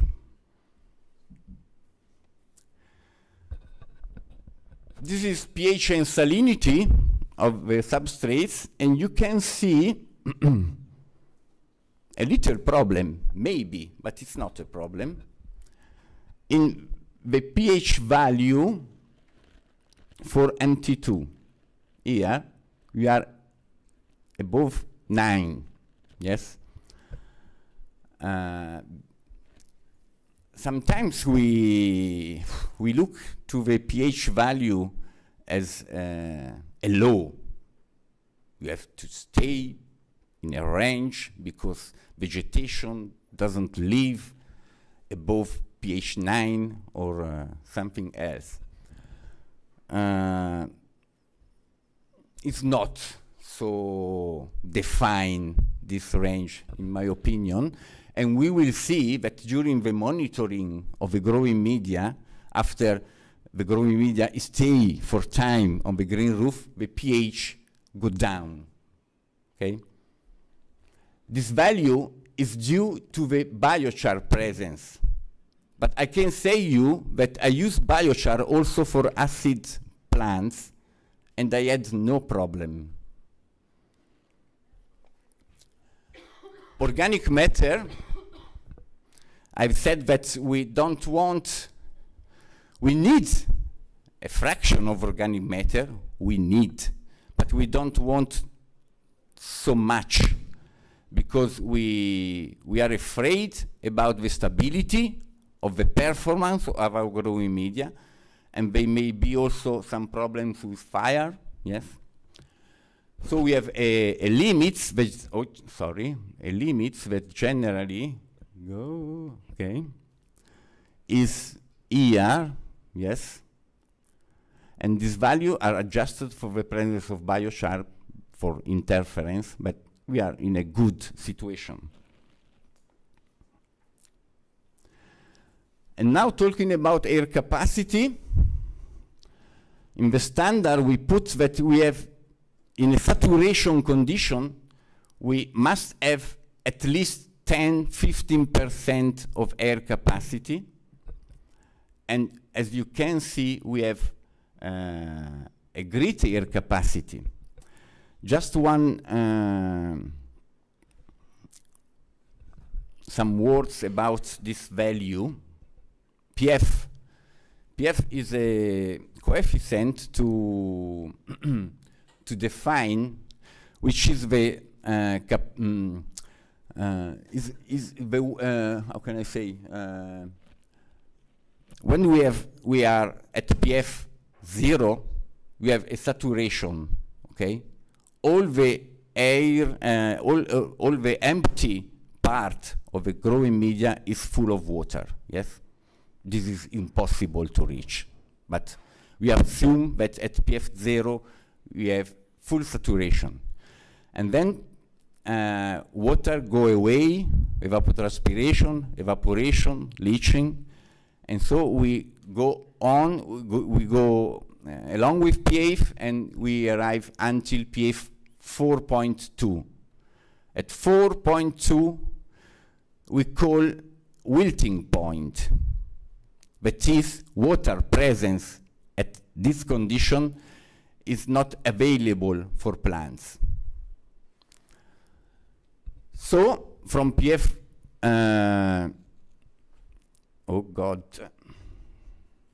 from PF 0.7 until PF 4.2, we have available water. But I think that also the water present at this point is not so,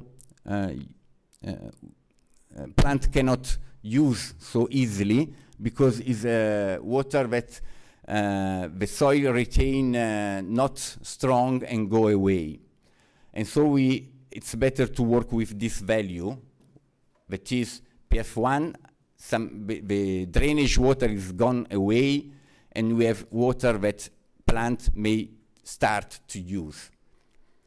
But we have also other kind of problem. When I work with,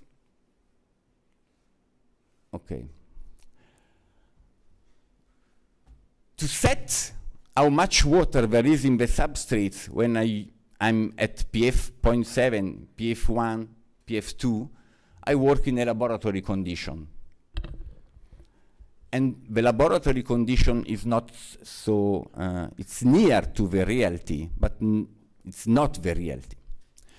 So as we can see later, you have done a lot of tests in a rain chamber, in a rainfall simulator. And in the rainfall simulator, we apply rain until what we call saturation. At the saturation of a rainfall, you can see the water is for example, in Max 7 is 35. Yeah? And in this situation, plants start to use water.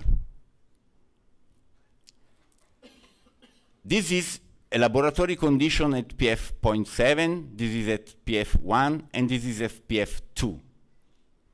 As you can see, the saturation in the rainfall simulator is always in the different growing media between pF 1 and pF 2. So I suggest you, when you have a characterization of a growing media in this, for your next green roof, yes, you need to understand, to know how much water is available for plants. And I suggest you to use a value between these 2 points, 0.1 and 0.2. This is the available water. That is, I take the water present at pF 1, I take the water present at pF 4.2, wilting point. The difference is the quantity, the amount of water that plant may use. So, taking always, oh God, Max 7, you can see that if I work with laboratory condition, I overestimate the amount of water available for plants. If I use the saturation point in the rainfall, the amount of water is less, but significant. And this is about weight at saturation. Normally, the substrate is the component that has the measure weight.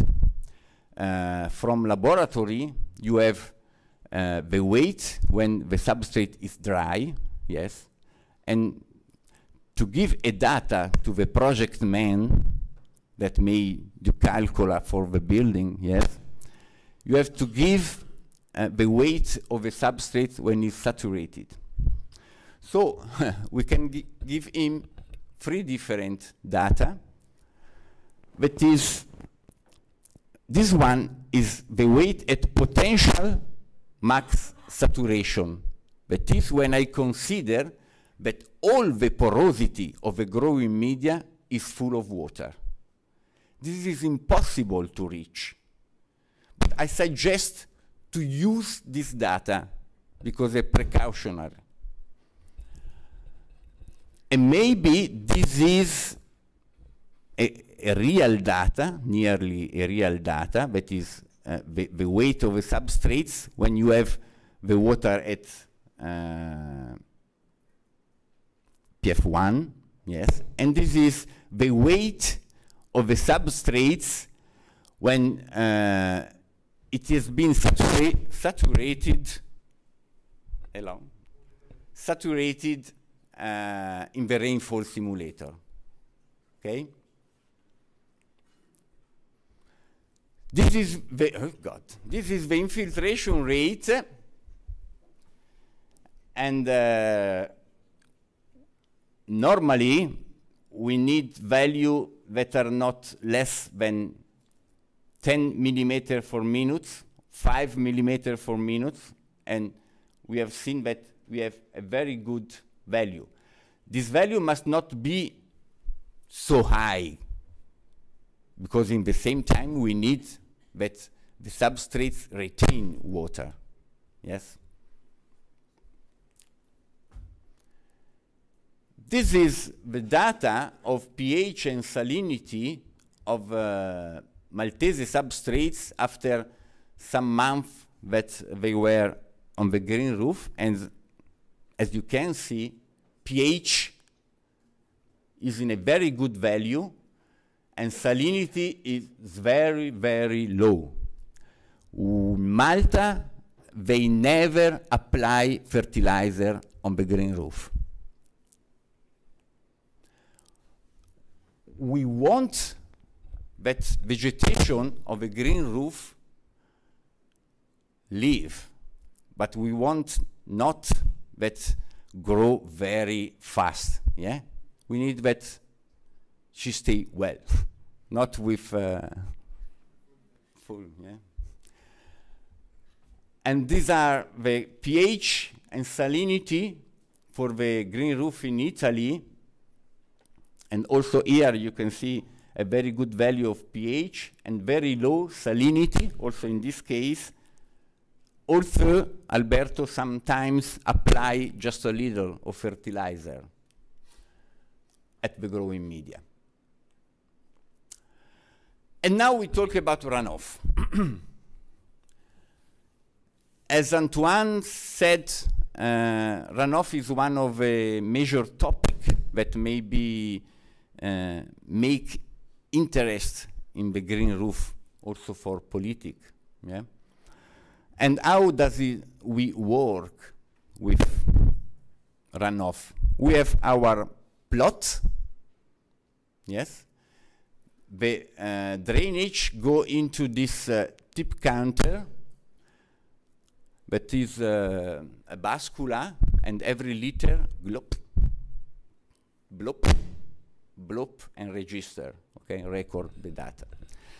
And here below there is also a balance to understand, because if I don't reach the liter after a rainfall, I have some water inside the bascula, and I don't record it, but the balance record it for me, yes? And this is the data logger. This is the plot in Malta, where the runoff has been recorded. The area is about 46 square meters, and the plot has 20 centimeters of the Malta 1 growing media, the one without biochar.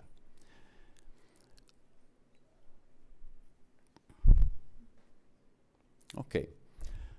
These are, and Antoine gave me such data, these are an average monthly precipitation in Malta.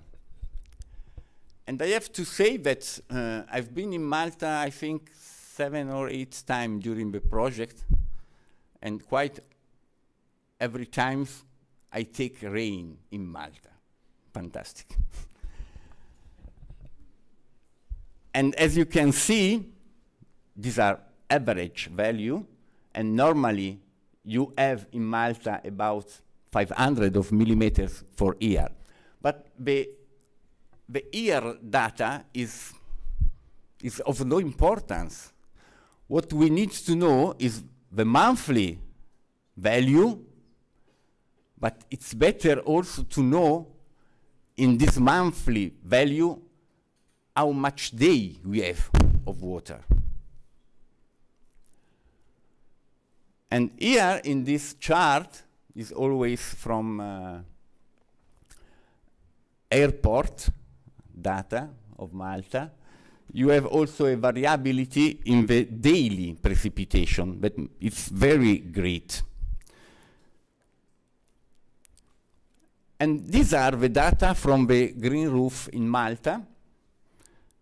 And Antoine told me that this year during the project have been drier than the average value in Malta, normally present in Malta. And you can see a discrete value, good value in winter, and very low in the central of the summer. And this is the situation of rainfall on the green roof in the period between January and June of this year. And you can see a lot of water in January, a good amount of water in February, and then we go away in a very stress situation for plant. In this table, Antoine prepared a data of the max rainfall in a day. Yes, this one. Antoine, this. You have, you add between August and December a day when you have 30 millimeters of water.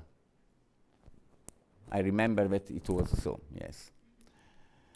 And what I said before, this is an important data to deal with because they are the number of rainy days during the period. And here is the data of runoff for you in Malta. You have not so high rainfall events, and so runoff is not so much high. But you can have a situation where runoff have a value that is not little. In December, you had 0.6 of coefficient of runoff. That is, the 60% of the water that come to the green roof has gone. And this is a value that normally you have in Italy, north of Italy, or in Germany, yes? But it's not typical for Malta. And this value must let us think about the importance of this topic. Why? As you can see here, the blue is the rain during the day of December, and this is the runoff. As you can see, you can have a very low runoff when you come from a drier period. But when you have rain for a lot of days, the growing media saturate, and so runoff is more significant. This is an example, a situation where you have a very important event, but you have a very, very low runoff. Why? Because here you haven't important rainfall. Before, this was the situation.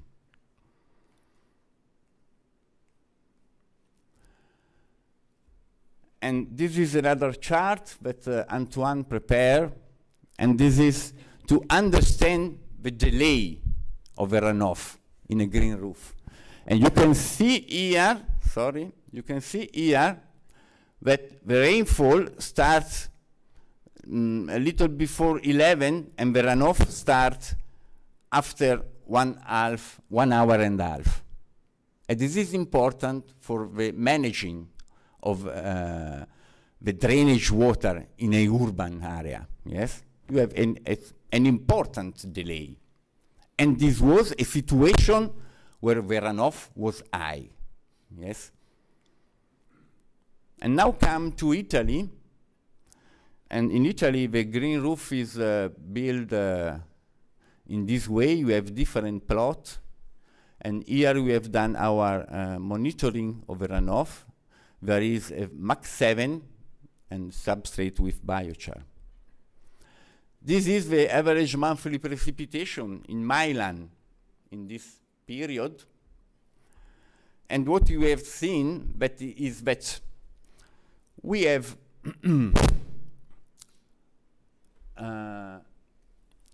there is no a great anomalies, variation in the amount of the yearly precipitation. As Alberto will show you later, in these last years, we have a very significant increase in temperature. You have probably listened to the television about the increase of temperature. When I look to some chart that Alberto prepared, I was really afraid of what we are going to deal with. This increase in temperature is very, very important.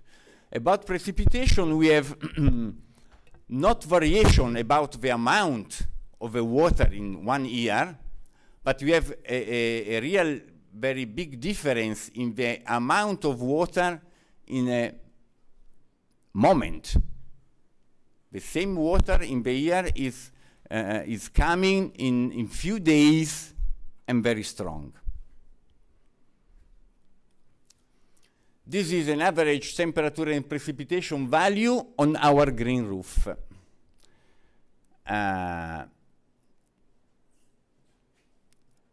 as you can see, we have a very important amount. Is quite nearly 1,000th of millimeter in 1 year, 90, 100 and something. And temperature is very low in winter and go very up during the spring and summer. We have a very deep difference between the two, between winter and summer.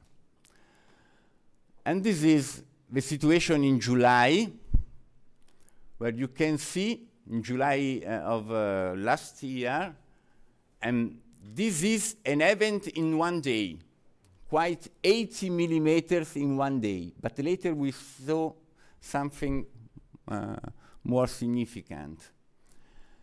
And this is January. We had a very dry winter. December, no rain. January, 2 days of rain. Fortunately, we were in winter, and the vegetation was sleeping. Yeah? And this is May, with significant daily rain. And this is June of this year, some days ago, yes? And this is a very important event, as we can see later. And this is the cumulative rain and runoff of our green roof in the period July 16, June 17. This is the amount of rain in this year, and this is the runoff. Yes? It's higher than what you have in Malta, yes? I want to show you this data, because here you can see we have in these 2 months, September and November, the same amount of water, rain. But as you can see, the amount of the water retained from the system is very different. And here is the same. March and April, the same amount of water in 1 month, a very great difference in the water retained by the system. This is, now I will explain, yes. This is the monthly runoff, okay, in the month. You can see what I said you before about the difference of some months. But let's see. This is September. Here, this green line is the humidity of substrates. But this is how much water is present in the substrates. Remember, we are working with 10 centimeters of growing media. This is the rain, cumulative rain, and this is the runoff. Yes? And we have a good amount of water retained. And here we can see that we have such 1, 2, 3, 4, 5, 6, 7 events of rain. And here we have a great runoff. Why? Here, as you can see, we start, when rain starts, the volume of water present in the substrates, you can read here the value, was very low. So the system was able to accumulate water and retain it. In November, we had a very high water content, and so the system was not able to retain so much water. And this for this reason that the coefficient of runoff is very high. And this is the same between March and April.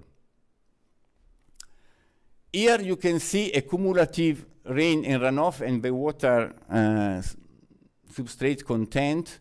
And here you can see that the water content is very high, and I have no delay in the runoff.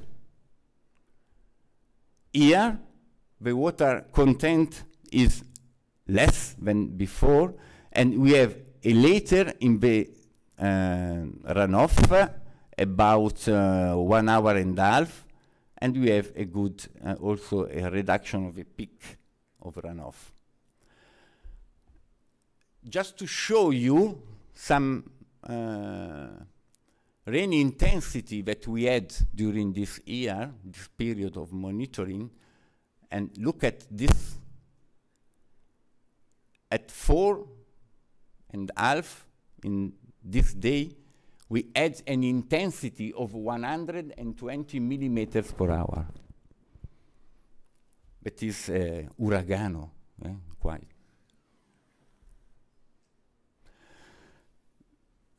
When you work on the green roof and you manage with the runoff, the data that you can use is how much water in 1 year or in 1 month or in 6 months the system is able to retain, yes? But you have more difficult to understand the delay in time.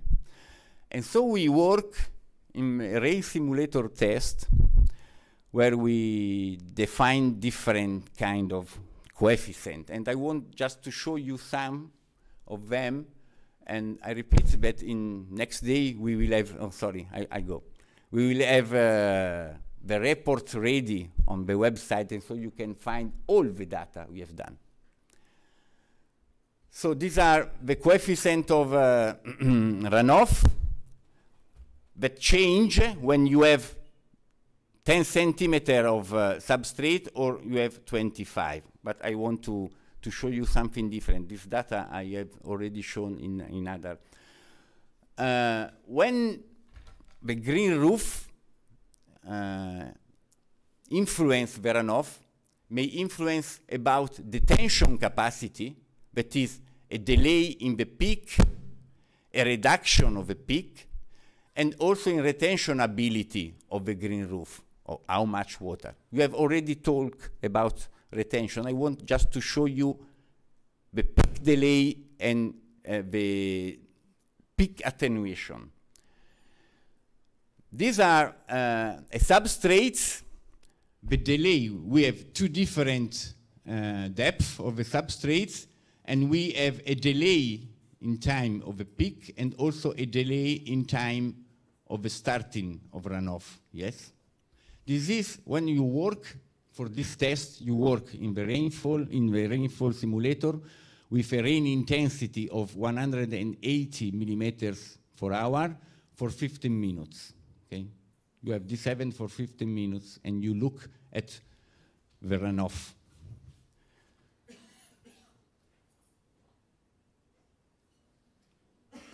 This is the same, for example, for Malta substrate, where you have with different depth, you have a delay in the runoff and a delay in the peak. But what is more interesting for me is to show you, for example, the difference between Malta 1 and Malta 2. Malta 2 has the biochar, and you can see that the peak is more high in Malta 1 than in Malta 2, the same condition. This is the gravel with reference to the substrates, and so the gravel has also a capacity to retain, to delay the runoff, but not to retain water. So you can see that this is the event that we apply in the rain simulator. This is the gravel runoff, quite early and very high. And this is substrates, 10 centimeter, that delay in the runoff and go over.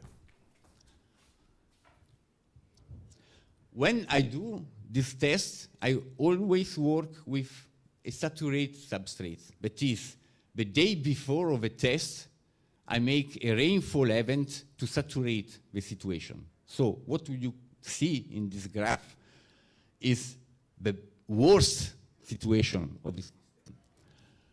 And just to show you what I've just said is this. This is an event that I apply to the growing media when it was dry. And this is the runoff. The day after this event, I apply the same test, and you can see that when the green roof is dry, you have a major delay in the runoff and a significantly less peak of the runoff.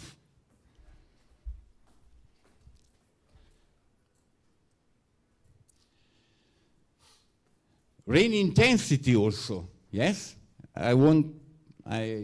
We had done some tests with different intensity of rain, 30 millimeter per hour, 71 millimeters. We work in this case for 45 minutes, and you can see that reducing, this is an important event, but reducing, and this is the real way that the substrates, the system, not only the substrates, has. And you can see a very great difference in the delay of the runoff and the delay of the peak. This is the same for 45 minutes, yes. So I have to observe for more time the situation, and increasing in 10 centimeters, you have a significant delay in the runoff starting. I want to avoid you this two slides. We have done a very big work when I work with different rain intensity, different depth of substrates, and I elaborate a correlation equation to predict with a set depth which kind of runoff I had, changing the intensity of the rain or changing the depth of the substrate. I can predict the coefficient of runoff at defined rain intensity. So I finish, I hope. No? I was going back. So, just few words about the water quality of a runoff. We had some we analyzed some sample derived from the runoff of a green roof, and we got no problem with heavy metals. We haven't found them.